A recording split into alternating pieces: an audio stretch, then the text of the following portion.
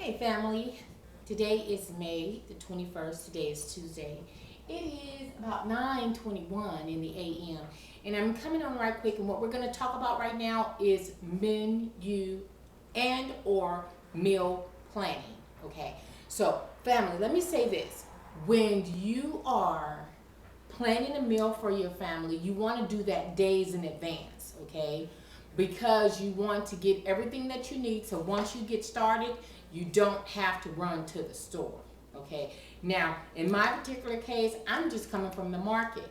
I decided that I was going to fry some chicken for dinner, and usually, if I plan on frying chicken, I would season my chicken a day ahead of time and have it marinated in its seasonings, and then I would fry it the next day. But being that this was a little bit of spontaneity, I don't have the benefit of that. So, what I'm going to do is just get started on this now. One thing about your kitchen, family, whenever you're cooking, always, always, always have a rag with bleach on it. Because you can touch your hair, you can, touch your body and all kinds of things. And you don't want to do that while you're cooking because you're cross-contaminating. You understand what I'm saying? So once I begin cutting on this chicken, I don't want to touch anything else because chicken carries what is called salmonella, and you don't want to, cross-contaminate and stuff like that, with your chicken and stuff. Chicken and fish is very funny, when you're cooking with it, and you just don't want to, be for dangling and messing with other stuff while you're doing that. Yet, however, on your meal planning, let's get back to that. When you are meal planning, one of my young ladies sent me a message yesterday, and she wants to cook her husband some pork chops for dinner. Okay, so she was like, well, Auntie, I don't know what kind of meal that I will put together to go with these fried pork chops. Now, first of all, let me say this. I'm big on frying. I fry a lot of my food, okay? But what I use is canola oil. That's a little bit more better than using from using corn or using vegetable oil or, God forbid, Rex lard, okay, or shortening. You don't want to do that because what it is that is a saturated fat, and one thing about canola, it's a monosaturated fat, which is better for your insides as opposed to anything. Okay, let me give you this analogy. With shortening, when it's at its cool state, it hardens up. Okay, it coagulates, it hardens. Okay, now with canola, whether it's cool or whether it's hot, it stays in a liquid form. So when you're cooking with a shortening, when it's at a cool form, the same hardening that it does the same thing in your arteries. Okay, so you have to factor that in. If it's at its cool state and it's hard, just imagine what it's doing inside of your body, inside of your arteries and all that kind of stuff. You're talking arteriosclerosis, atherosclerosis, all those different things that happens to your arteries. Either they're hardening, they have a plaque buildup in them, all different types of things. So if you have a choice, whenever you are frying your food, if you have a choice, my oil of choice will be canola. So I ask that you do your research on that, okay? Look it up, Google it, do the background on it, on the benefits of cooking with canola as opposed to vegetable or shortening or lard or corn, or even Mazola, I think, have the vegetable and the canola mix, and then I think that somebody else have a corn and a vegetable and all those different types of things. You can't go wrong with canola. And after cooking with canola for so many years, I don't know what vegetable oil, I don't know if there's a difference, to be perfectly honest with you. Just like I only buy 2% fat milk. I don't buy whole milk. So I'm not used to the change or whatever. It's just been a staple in my home, and so I don't know the difference. So, anywho, when you're planning your meals, okay, for the young lady that wants to cook the pork chops and all that stuff, what you want to do is you want to have your main dish or your protein, which is your meat, okay? So you have your meat on one side of the plate, then you have your starch, which would be like in our particular case for tonight, I'm making rice-a-roni. Okay, so it will be rice-a-roni, and then it will be a vegetable. So you're gonna have your meat, your starch, and your vegetable. Whenever you're planning and cooking for your family, you don't want to just fry chicken by itself and everybody having a fold over, or chicken and fries. Sometimes chicken and fries, it's good. I mean, I've done it, chicken and fries, chicken wings and fries. I've done that.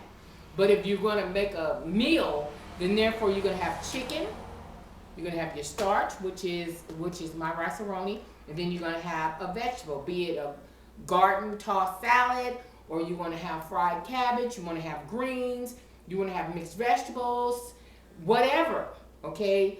Peas, whatever you want to do, but you need to start off with your base, which is whatever meat you're going to have, be it fried pork chops, be it meatloaf, be it smothered chicken, be it baked chicken, whatever it is, okay, or a steak or whatever have you.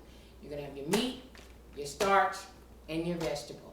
Okay, so now let me rinse this back off again and let me get started on frying and cutting up this chicken, and we can still talk while I'm doing this. Hold on a second.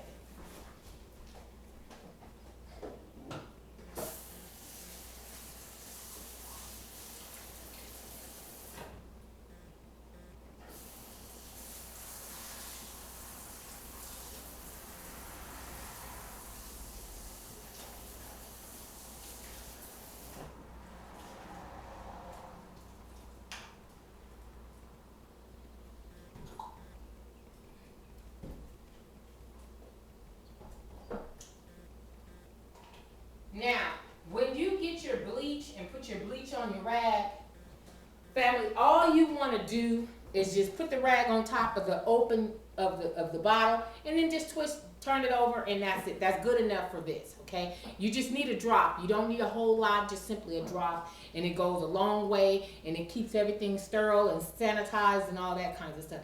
Now, here I'm back touching my hair, right? So, now, I want to clean my hands with the bleach rag and then get started. So, but yeah, one thing about the grocery store, family, you know, when you go on the market, and see, this morning, my point was to take my camera with me while I went to the store and I was getting my things, because, you know, as far as starches are concerned, there's so many starches. You know, you can make macaroni and cheese, you can make scalloped potatoes, you can make mashed potatoes. All of those are your starches, okay? So it doesn't matter on which one you go with. All of them are starches. And so, and then if you really want to get jazzy with it, then, you know, you make some biscuits or some hot bread on the side with some butter and all those kinds of things. That's just some extra calories. But, you know, still, for my family likes butter bread, and they also like biscuits. So, yeah, so I tend to do a lot of that. But if calories and all that stuff isn't an issue in your home, then you don't have to worry about that. Make your biscuits. I'm not going to go through the process on how to cut up a chicken. We've done that already. That video is already on my first channel. So if you needed to know how to cut up a chicken, then that tutorial is there. This is not a tutorial on cutting up chicken on today. I'm just simply talking while I'm seasoning and getting my meal together for today. Now, when after I season up this chicken and stuff, I'm gonna probably start frying it, let's say about, I don't know, about 3 o'clock or so. The kids are getting out early, so me and Tioni come in here and start frying it a little early.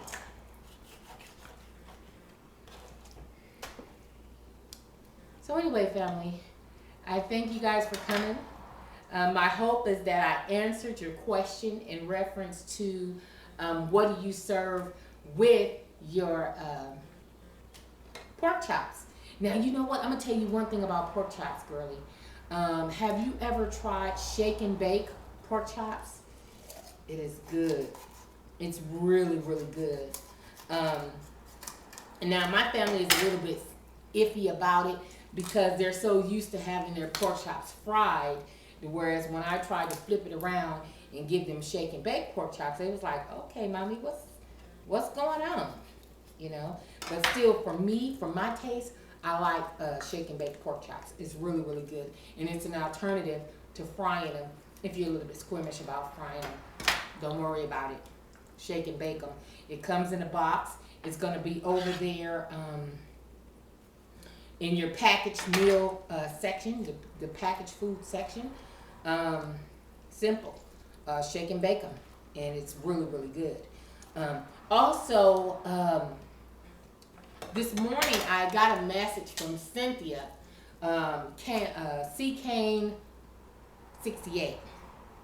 I get the number mixed up, Mama, every time. Anyway, she sent me a message about a recipe for some good meatloaf. Now, let me say this, family. One thing about especially when you're working with ground beef and you want to make some, say, Swedish meatballs, or even meatloaf, right?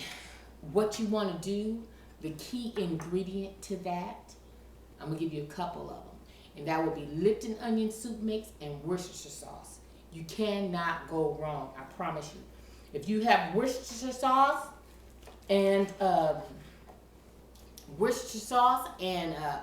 Lipton onion soup mix, and one thing about Lipton onion soup mix now, they have Lipton onion soup mix in different flavors. Like they have Lipton onion soup mix mushroom, they have the golden onion, they have beefy onion, they have different seasoned Lipton onion soup mix now. And it's awesome because I use that for everything. For that artichoke dip, I put that in my artichoke. I use the golden onion for that. You cannot go wrong, family, with using Lipton onion soup mix. It seasons your food very well. And especially, like, once again, when you're making something that uses ground beef. Lipton onion soup mix, family. It's awesome. I'm telling you. And it's so flavorful and tasty. And in your meatloaf, Cynthia, for your meatloaf, a quick recipe on your meatloaf.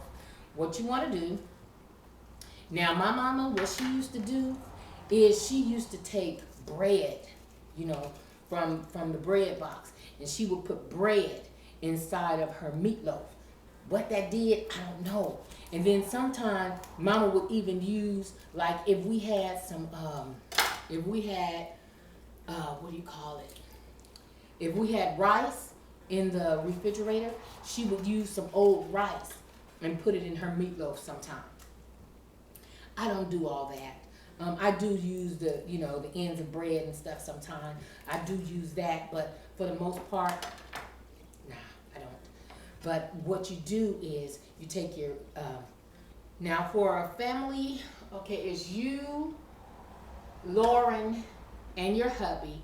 So for the three of you guys, I would say maybe a 2 pound of ground beef is good enough for you guys. Or if you buy the chub, which is that tube of ground beef, I buy that. And here at my local store, they usually come in 1, 3s, 5s, and 10 pound chubs, okay? Now for my family of 5, I would use 4 pounds of ground beef. Okay, for a family of 5, for a pretty decent meatloaf, I would do that. But what you want to do is you want to say, if you're doing, what did we say, 2 pounds? 2 pounds, or let's just say 3 pounds in case hubby want to take some for lunch the next day, okay? Or you don't want to cook the next day. So let's just say you got a 3 pound chub of ground beef. You're going to put seasoning salt, black pepper. Now, be mindful that when you put that Lipton onion soup mix, any of those packaged foods like that, it's high in sodium. So you also got to factor that in when you're using Lipton onion soup mix. You want to taste your stuff first and see where it's at before you add seasoned salt, black pepper's okay. But when you're adding seasoned salt, be sure to taste it first before you add the seasoned salt because Lipton onion soup mix does have a high sodium content in it.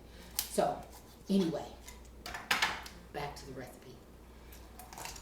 You want to add 2 eggs, okay, your package of Lipton onion soup mix, and your black pepper and your Worcestershire sauce. Now, I'm not big on measuring, okay, unless it's pastries, unless it's desserts, then I'll do more measuring.